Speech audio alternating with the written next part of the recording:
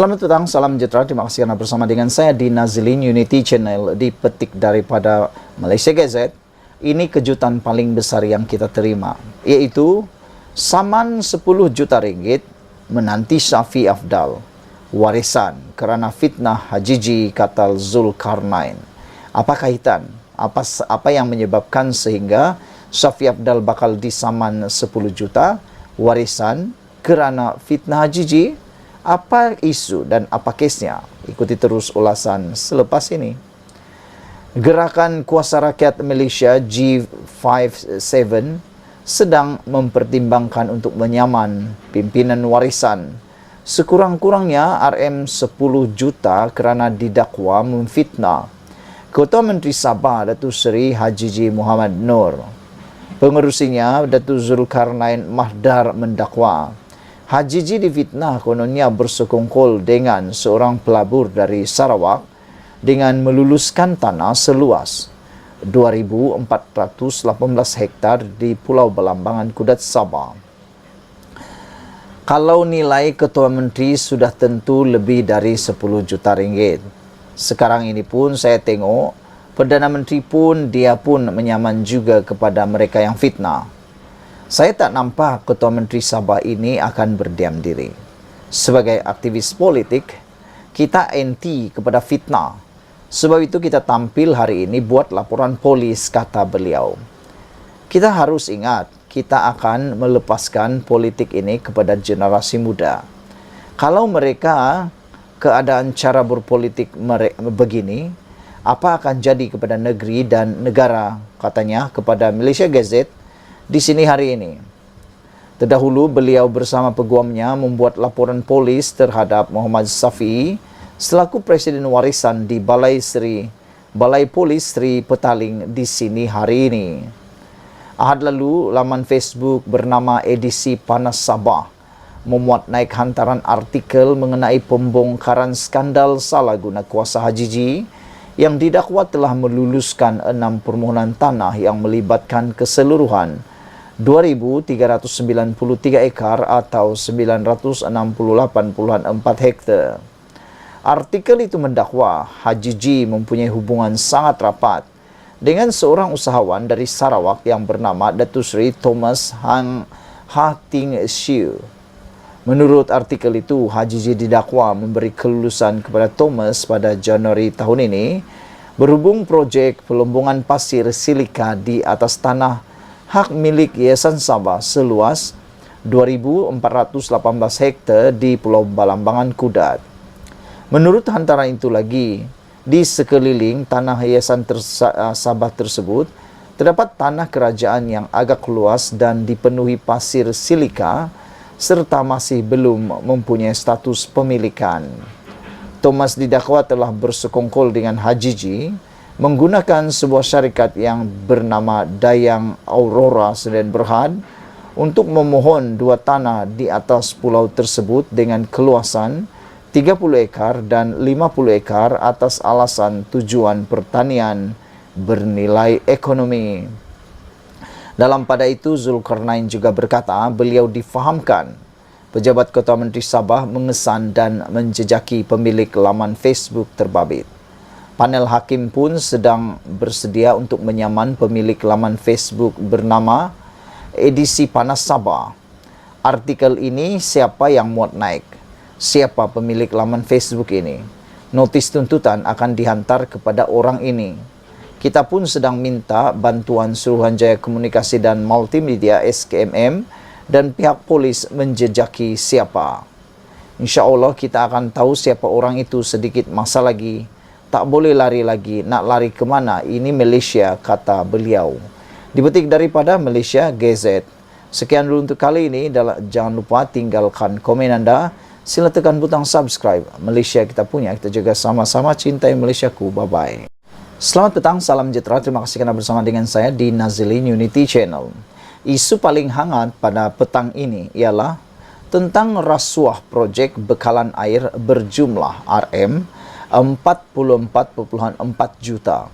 Ini membawa kepada penahanan 5 orang termasuk pengarah jabatan kerajaan. Memang menyakitkan hati apabila ada orang-orang daripada termasuk pengarah jabatan kerajaan yang ditahan. Nak menjadi pertanyaan kita ialah, mengapa mereka sanggup melakukannya kalau memang terbukti bersalah? Dan proyek ini rasuahnya saja 44,4 juta. Itu bukan satu jumlah yang kecil. Jumlah itu kalau digunakan untuk pembangunan rakyat, pembangunan bekalan air, pasti tiada orang lagi yang tidak ada pipe, tiada bekalan air bersih. Ini gara-gara perbuatan tamak haluba segelintir orang ini, maka ramai orang yang tidak mendapat air dan balik-balik disalahkan pula pemimpin. Kes rasuah membabitkan 2 proyek pembekalan air berjumlah Rm44,4 juta, menyaksikan 5 individu ditahan Suruhanjaya Pencegahan Rasuah Malaysia SPRM, termasuk pengarah sebuah jabatan kerajaan. Seorang lagi penjawat awam, pemilik syarikat dan pengurus pelaburan amanah juga ditahan sekitar jam 7.30 malam tadi ketika hadir memberi keterangan di pejabat SPRM di Sarawak. Mereka disaki terbabit memberi dan menerima suapan bernilai jutaan ringgit termasuk dalam bentuk kenderaan dan kediaman, lapor berita harian BH. Memetik sumber, suspek utama disyaki menerima suapan sejak tahun 2018 hingga 2021 daripada pemilik syarikat sebagai balasan membantu syarikat itu mendapatkan 2 proyek membabitkan bekalan air. Yang menariknya ialah suapan ini sudah berlangsung sejak 3 tahun. Berlaku selama 3 tahun, yaitu 2018 hingga 2021. Bayangkan dalam masa tempo 3 tahun, jumlah suapan adalah 44,4 juta. Bukankah itu satu jumlah yang amat besar? Kalaulah itu tiada tiris, saya fikir banyak pembangunan yang telah pun dapat dibuat, khususnya berkaitan dengan bekalan air. Pengurus pelaburan amanah pula ditangkap kerana disyaki menerima bayaran wang rasuah dan kediaman bagi pihak suspek utama. Semua suspek lelaki yang ditahan itu berusia antara 30 hingga 50 tahun, kata sumber tersebut. Pengarah bahagian operasi khas SPRM, Datuk Tan Kang Se, dilapor mengesahkan tangkapan itu untuk membantu siasatan di bawah Seksyen 17 dalam kurungan E Akta SPRM 2009. Semua suspek terbabit akan dibawa ke Mahkamah Magistrate Kuching, Sarawak pagi ini untuk permohonan reman. Saudara-saudara sekalian, ini bukan kali pertama membabitkan isu penyalahgunaan penyelewengan uang ataupun rasuah berkaitan dengan bekalan air. Kalau anda masih ingat lagi, pernah juga berlaku pendakwaan berkaitan dengan projek bekalan air di Sabah. Ianya amatlah mengejutkan apabila banyak uang telah didedahkan, bahkan uang seperti tidak bernilai lagi kerana bertimbun-timbun di ruang tamu ada, di pantry ada, dan di pejabat pun ada, di mana-mana ada. Ini sesuatu yang paling mengejutkan kita. Walau bagaimanapun kita ingin memberikan kredit dan pujian kepada SPRM kerana begitu bekerja keras sejak akhir-akhir ini. Sekian dulu untuk kali ini. Jangan lupa tinggalkan komen anda, tekan butang subscribe. Malaysia kita punya, kita jaga sama-sama, cintai Malaysiaku. Bye-bye. Selamat pagi, salam sejahtera. Terima kasih kerana bersama dengan saya di Nazilin Unity Channel. Isu petang ini yang paling menarik sekali ialah masih berkisar tentang fitnah yang ditujukan kepada Haji Jinor. Dalam fitnah itu mengatakan bahawa kononnya Haji Jinor telah pun menyalahgunakan kuasa berhubung kelulusan tanah di Kudat, dan itu sebenarnya adalah satu cubaan fitnah dan taktik kotor untuk mencemar nama baik Ketua Menteri itu. Namun yang paling menarik ialah siapa orang yang menyebarkan berita, siapa orang yang cuba menyebarkan fitnah tersebut. Itu persoalannya, dan petang ini kita nak beritahu kepada anda siapa yang menyebarkan fitnah tersebut, dan pastinya ia menarik untuk anda sebarkan kepada semua orang. Rupa-rupanya penyebar kepada fitnah itu dalang kepada sebar salah guna kuasa tersebut, yang dikatakan didakwa fitnah tersebut adalah seorang penjawat awam, Menurut Pendikar Amin, seorang penjawat awam adalah dalang yang menyebarkan dakwaan salah guna kuasa Hajiji. Seorang kaki tangan kerajaan yang mengetahui urusan permohonan tanah dikaitkan dengan dakwaan salah guna kuasa membabitkan Ketua Menteri Sabah Datuk Seri Haji Nur dipercayai menjadi dalang yang menyebarkan maklumat itu kepada pihak tertentu. Mendedahkan perkara itu, Timbalan Pengerusi Gabungan Rakyat Sabah GRS Tan Sri Pendikar Amin Mulia berkata, maklumat berkenan kemudian disebar di media sosial sebagai dakwaan salah guna kuasa membabitkan Haji Nur bagi menimbulkan prasangka buruk terhadapnya. Beliau turut mendedahkan bahawa kaki tangan terbabit juga adalah kawan kepada pihak tertentu yang turut mempunyai minat untuk memohon tanah di Pulau Balambangan Kudat itu. Kata beliau, perbuatan kaki tangan terbabit tidak wajar kerana jelas mempunyai niat tertentu dan perlu disiasat bagi mendedahkan kebenaran serta membersihkan nama Hajiji daripada tuduhan yang tidak berasas. Bagi saya, laporan polis dibuat sebelum ini adalah wajar. Apa yang saya tahu, maklumat di media sosial itu berkaitan isu ini diperoleh daripada seorang individu yang disebut sebagai kaki tangan kerajaan yang mempunyai maklumat dalaman.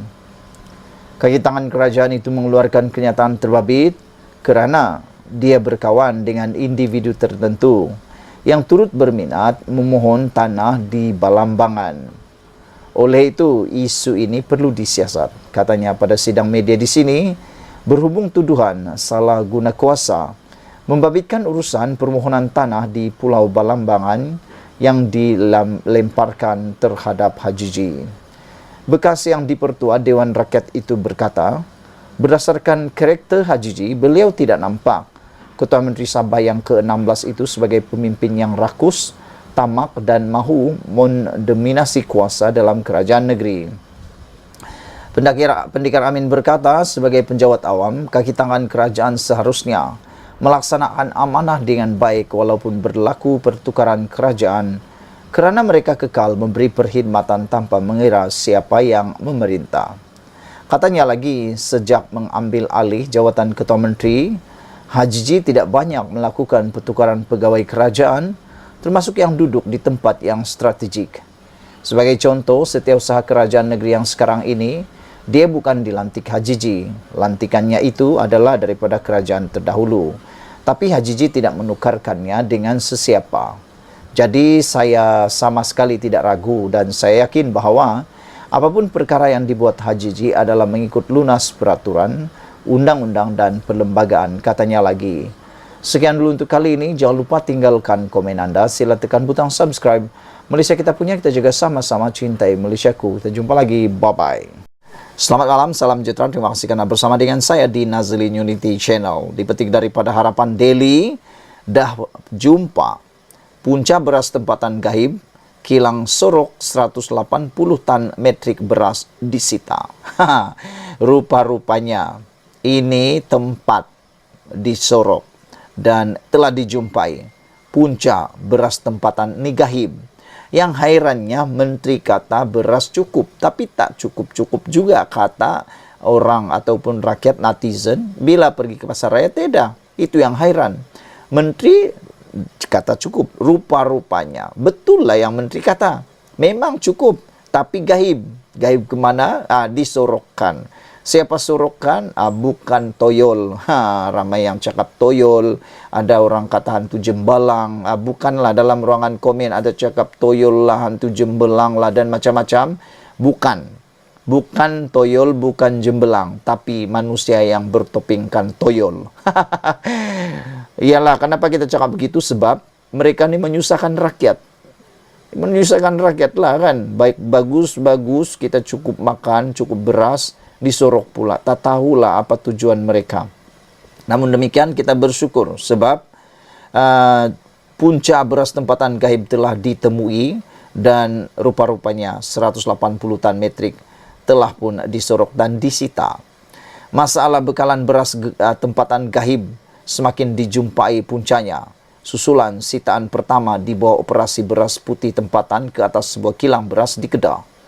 Syarikat kilang itu kena sita dalam Ops BPT semalam selepas disyaki menyorok beras putih tempatan berjumlah 180 tan metrik dianggarkan mencecah 405.000. Menurut Timbalan Menteri Pertanian dan Keterjaminan Makanan Chan Fong Hin, pemeriksaan ke atas kilang itu mendapati beras bergrade super special tempatan 5% atau beras tempatan putih tempatan di dalam kampit jambu berjumlah 180 tan metrik disorok di gudang yang tidak dinyatakan dalam lesen. Buat masa ini, lokasi dan nama syarikat kilang itu tidak boleh didedahkan supaya tidak mengganggu kesiasatan, kata beliau. Cuma saya dimaklumkan pihak kawal sedia padi dan beras melakukan operasi seperti biasa setiap masa. Pada hari Sabtu yang lalu, KPB juga ada melakukan operasi dan menyita beras di sebuah kilang di sini. Katanya kepada pemberita selepas menyertai operasi pemantauan ke atas sebuah kilang beras di Kedah hari ini. Beliau memaklumkan kes tersebut sedang disiasat di bawah Akta Kawalan Padi dan Beras dan Peraturan-Peraturan Kawalan Padi dan Beras 1996. Sehubungan itu, Chan memberi amaran kepada pihak yang berkaitan agar mematuhi undang-undang yang ditetapkan. Okey, pada pendapat kamulah kan, apa hukuman yang selayaknya diberikan kepada penyorok-penyorok beras ini yang cuba mengaut keuntungan di saat rakyat susah? Anwar sudah beri amaran. Perdana Menteri kita sudah beri amaran. Dia kata sampai ke lubang cacing pun akan dicari. Dia kata awas. Anwar Ibrahim berikan amaran paling keras baru-baru ini kepada orang yang cuba membuatkan beras tidak cukup. Jadi agak-agak hukumannya besar atau tidak, saya rasa hukumannya memang akan sangat berat. Ujarnya, Kementerian Pertanian dan Keterjaminan Makanan serta anggota-anggota pasukan petugas akan bertindak tegas terhadap mana-mana pihak yang dapati melanggar peraturan sedia ada. Setakat ini tambahnya, pasukan petugas Ops BPT telah melakukan pemeriksaan ke atas 8 pemborong dan 6 pengilang beras di Kedah. Pemeriksaan itu jelasnya bagi mengesan sebarang kegiatan menyorok beras, menukar kampit dan mencampurkan beras putih tempatan dan beras putih import. Susulan kejayaan sitaan pertama di bawah operasi beras putih tempatan itu, rata-rata rakyat menyambut baik ketegasan pihak kementerian terlibat dan berharap pemeriksaan lebih kerap dilakukan di seluruh negara. Ramai menyifatkan kerajaan yang diterajui Datuk Seri Anwar Ibrahim pada masa ini bersungguh-sungguh memerangi pemborong dan pengilang yang jahat, menyorok bekaran beras, tidak seperti pentadbiran Kerajaan Perikatan Nasional PN. Wah, ini memang pedas. Kenyataan terakhir itu memang sangat pedaslah. Dan untuk makluman kita semua, ada satu jaminan yang terbaik untuk kita bahawa bekalan beras putih tempatan akan pulih dalam tempoh sebulan lagi. Sekian dulu untuk kali ini. Jangan lupa tinggalkan komen anda, tekan butang subscribe. Malaysia kita punya, kita jaga sama-sama cintai Malaysiaku. Bye-bye.